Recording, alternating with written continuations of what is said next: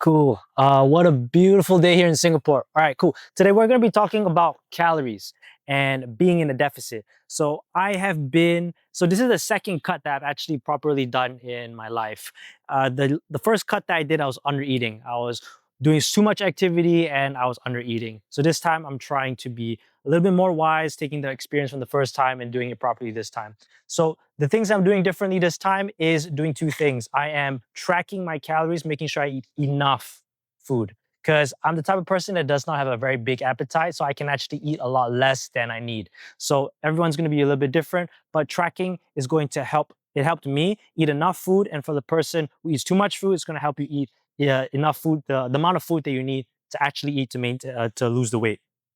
So very important that you track your calories. So you track the calories. And what I did this time was I really figured out what was my maintenance calories. For me, it was about 23 to 2400 calories at the activity level that I do. And how I figured this out was actually tracking before I started trying to lose weight. So I tracked maybe about 2 weeks before trying to lose weight, and I figured out that number about 23 to 2400 calories. There are plenty of calculators that you can do as well in case you don't have the time for it and you really want to just go into a deficit. I would actually recommend maybe doing about 28 multiplied by your weight. So 28 multiplied by your weight is the amount of calories that you need to lose body weight. And if you want to maintain, that's about 30 multiply your body weight. Okay. That's in general a calorie number that you need to know. Now, very important that you know that. And you don't want to track every single meal that you have with the MyFitnessPal or whatever calorie counter you use, like a freaking psychopath. What you want to do is actually find a consistent way to do things. And what that means is that you need to find foods that you can consistently revisit, and that you need to do activities that you can consistently do that you will repeat over and over again.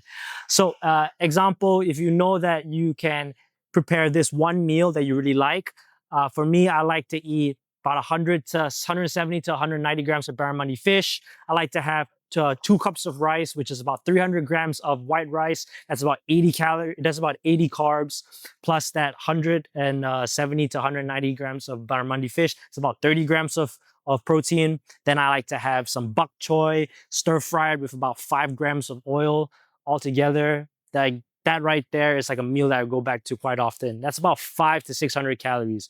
And if I revisit this over and over again, I know that I can always keep coming back to it. And that fact of me being consistent with what I'm doing is, thank you. So long as I'm consistent with revisiting these meals over and over again, I know that I'm on my way back to, I'm on my way to finding out what being in a deficit actually is like. So a lot of people have never actually been on a deficit. And when you are on a deficit, you are hungry, right?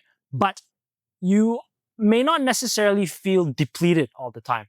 Okay, so you need to get used to that sensation, that feeling of being hungry, and then that's when you know you're on a deficit. To objectively know that you're on a deficit is to actually weigh yourself, and then you see, okay, I'm going down in weight. But in terms of feeling subjectively, you need to know what okay, I'm constantly a little bit hungry. All right, this is what being in a deficit is like, right? And you have to be locked in. You have to know that I choose my goal. My goal is to lose weight. If my goal is to lose weight, it means that I must feel hungry. If I don't feel hungry, it means I'm not moving towards my goal. I'm not progressing.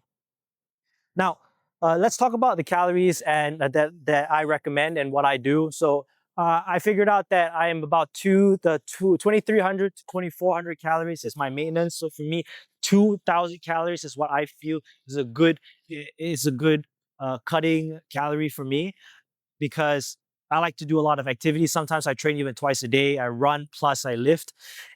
This right here is a quite sustainable way for me to lose weight. I'm not in such a big 500 calorie deficit.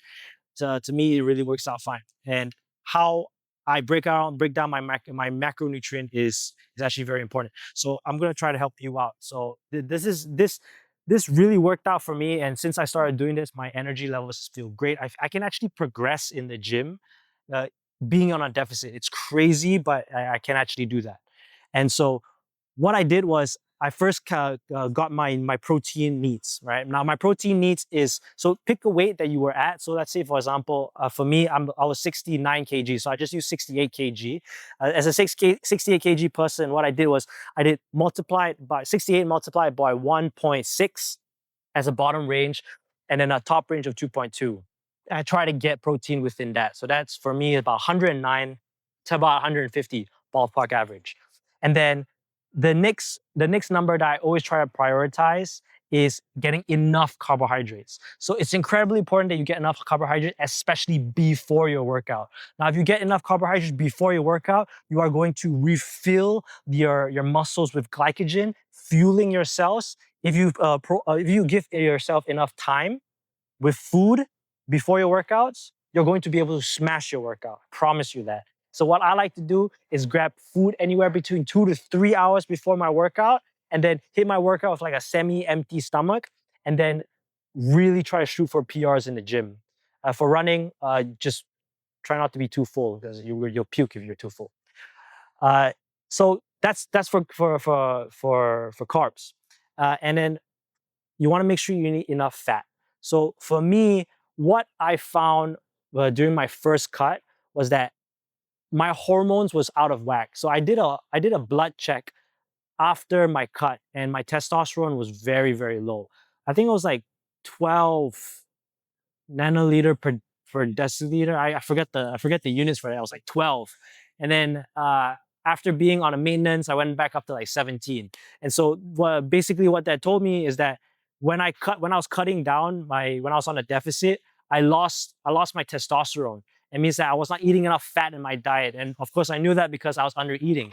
Now, I really, really make a point to get enough fat in my diet now because I don't want to lose testosterone. I want to have a high libido. I want to have high testosterone during this deficit. It's going to help me feel a lot better, stronger, and a lot more motivated towards getting down into that deficit. And so my rule of thumb for me is that I use two metrics to see if I get enough fat in my diet. The first metric is I see if I get morning erections, and I see if my libido is decreased. That right there is a pretty big indicator if my testosterone is down. If it's at a normal level, I'll know, I'll feel it. And another one is my skin. If my skin is super duper dry, I also know that I'm not having enough fat, right? So I want to have enough fat in my diet. And if I have enough fat in my diet, my skin's not too dry. Next is you want to have carbohydrates. For me, I have about 209 to 260 grams of carbohydrates. This right here is a great number, and sometimes I get even 50 to 60% of my carbohydrates before my workout. This right here ensures that I always manage to achieve aggressive load during workouts. In terms of macronutrient breakdown, I like to go with the moderate approach. So what I did was 25% protein, 45% carbs, and then like 30 to 35% fat. And always make sure that you get enough protein in, get your fat in for your hormone regulation, and then carbohydrates for energy. Bare minimum, in case you don't care too much about your performance in the gym, you just want to just lose weight without being too harmful for your body. I would just make sure that you get enough protein in.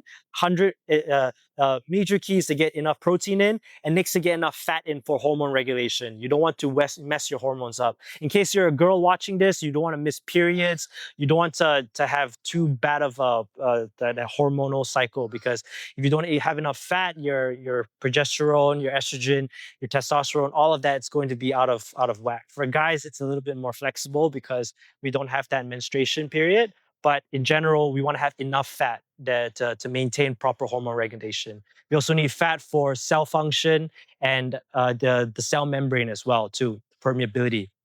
So incredibly important that you do that. Pay attention to how much calories you're eating plus macronutrients. And also don't forget to weigh yourself.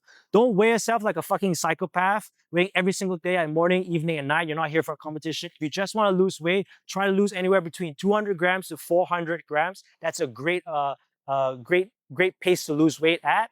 And if you feel like you're plateauing, try to maintain a little bit and then go back to about 200 to 400 grams a week. Okay, pay attention to when you want to weigh yourself. I highly recommend weighing yourself first thing in the morning. First thing in the morning, you wake up, you roll out of bed, you don't drink water, Make sure that you pee, make sure you take a shit, and then just go and weigh yourself. If you can't pee and take a shit like right when you wake up, just weigh yourself right away, and then just get an average on your 7 day. That right there should be good enough for you to see whether or not you're progressing downwards. Okay, so that's what's worked for me. It's really worked out great so far. Personally, this is this has been a very joyous journey to lose weight, especially the second time round. And it's because it's helped me. I hope it helps you as well too. Uh, yeah, pay attention to these factors the next time you try to lose weight. Hopefully this helps.